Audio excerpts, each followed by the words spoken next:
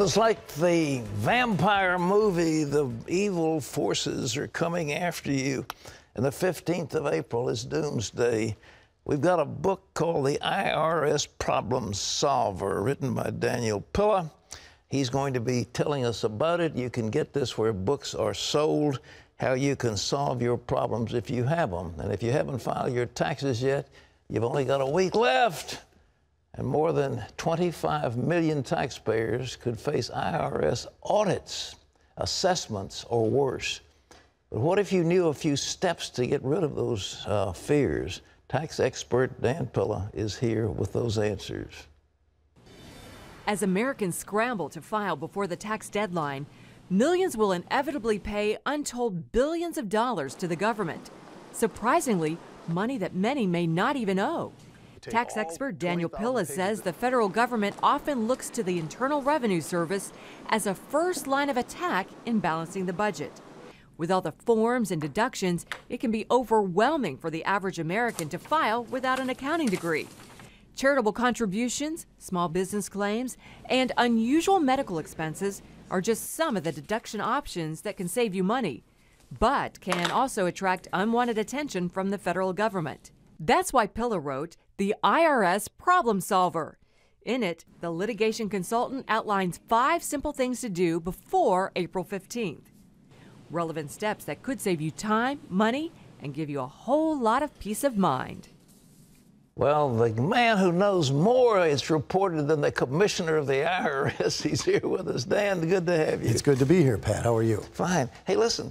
What are these tips? What should people know? The deadline's 1 week away. What should they do? Well, a couple things. First of all, if you're making charitable contributions, and of course most Christians are tithing, as they should be, right. If that's the case, then you're making charitable contributions at about 3.5 times the national average. And so right off the bat, you're attracting a little attention to yourself. Not that you shouldn't tithe, of course you should, yeah. But what you want to do is audit proof that tax return, which means that you provide information with the return, Pat, that answers any potential questions raised in the return, and that way you avoid a face-to-face audit. You actually send that in with your Send it right in with your return. And not only do you do that, Pat, yeah. but you use a form that the IRS doesn't like to talk about. It's called a disclosure statement. All right. It's form 8275. That's 8275. Right.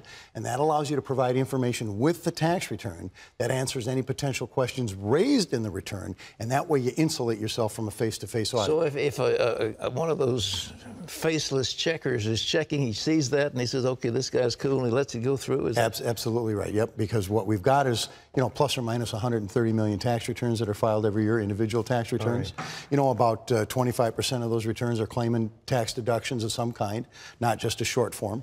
And so the IRS obviously can't look at every single one of them. There's no way. They have to narrow down the returns that they look at, and they focus on those returns that have potential for change. In other words, which ones can we make more money off of in the audit process? And if you inform the IRS on the front end that, hey, I got the proof for my deductions, this tax return is correct, they have to move on to the next guy. What else should somebody be looking at in addition to charitable? Well, in addition to charitable contributions, we want to talk about proving those deductions, because there are documentation that's required, and if you make a contribution of more than $250 to any one charitable organization on a one-time contribution, you have to have an acknowledgement back from that organization. So make sure you got your paperwork right, and it's referred to as a contemporaneous acknowledgement, and what that means is you got to have the acknowledgement before you file your tax return. Well, say you get your acknowledgement afterward, you lose your tax deduction? You potentially could lose the tax deduction, Pat. I've seen people that have gone through audits where they've gone back, let's say, a year later to get their paperwork in order because they didn't have it at the time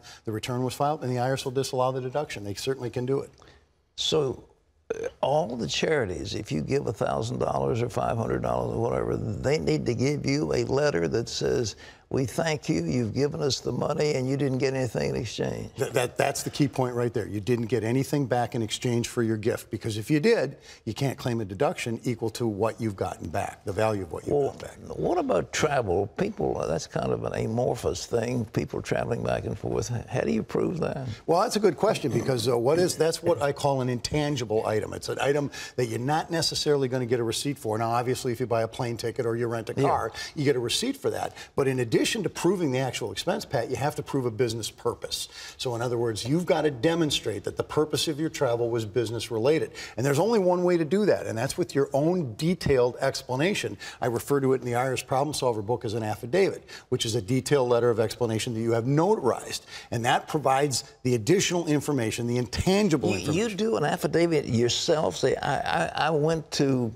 Caracas because, you know, I wanted to sell grapefruit or something. Well, yeah, absolutely. I mean, let's say you go to a trade show in Las Vegas. Okay. Well, of course, the first thing the IRS is going to think, you went to Las Vegas, you went on a gambling junket. You didn't go on a business trip. So you've got to explain to the Internal Revenue Service what the business purpose of the trip was, why you went there, what the nature of your business was, how that trip helped your business either through marketing or through making contacts with potential customers, those kinds of things. You got to be specific about it. Include that with your taxes? If you audit proof the return correctly using the strategies I talk about in the IRS Problem Solver book, you're going to provide that right with the return, and that insulates the return.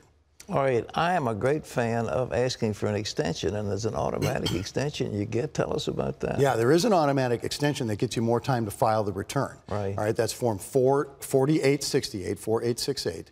You don't even need a reason, Pat. If you can't get the return done in the next week. That's me. I don't have any reason at all. I just don't like to file. It's a matter of religion with me. I like to get the extension too.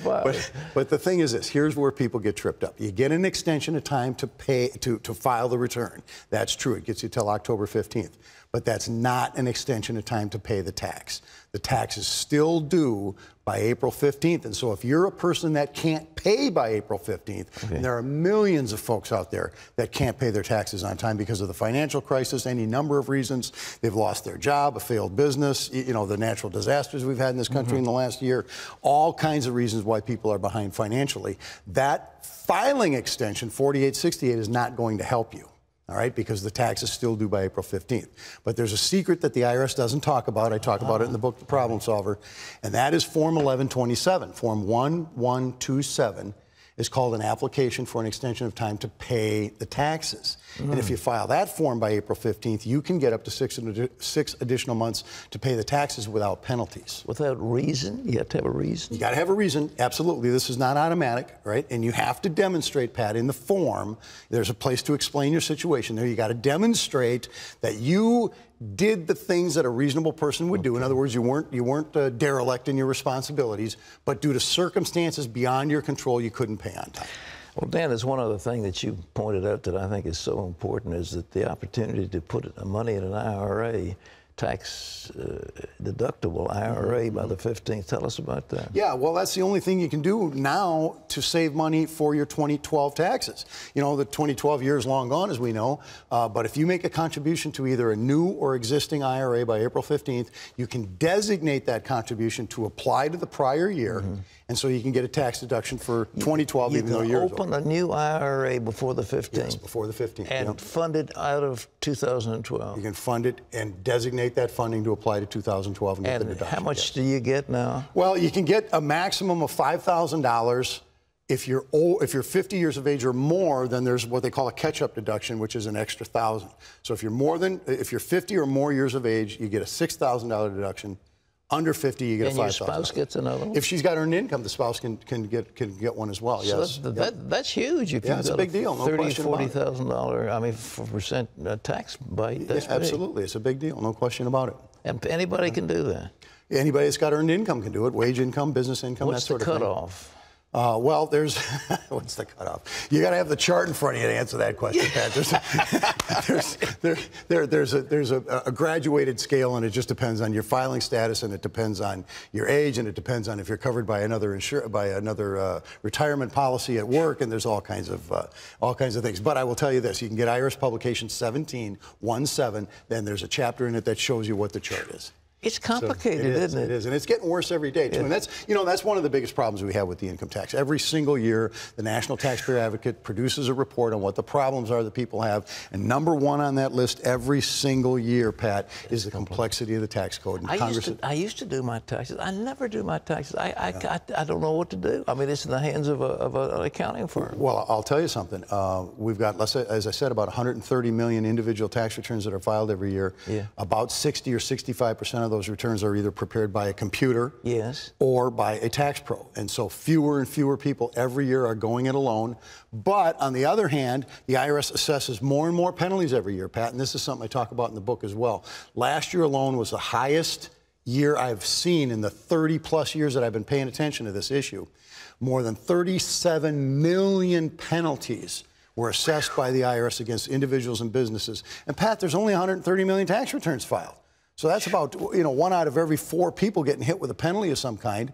And what the IRS doesn't tell you is that every single penalty provision in the tax code can be canceled if you can show that you had some reasonable cause for what you did, that you didn't just try to cheat on your taxes. Boy, it's complicated. Ladies and gentlemen, that's why everybody wants to do something. But Dan Pilla has written a book. Where do you get it? Anywhere? Yeah, the book is available anywhere. The best way to get it is to go right to your website, cbnnews.com, and there's a link there where folks can link to my website to pick it up, cbnnews.com. The IRS problem solver. Man, you need it. You either need that or you need somebody who's got a degree in accounting or something. But Dan Pilla is the one that knows more than the commissioner. All right, Dan, thanks so much. All right, thanks for having me. God bless you. God bless you.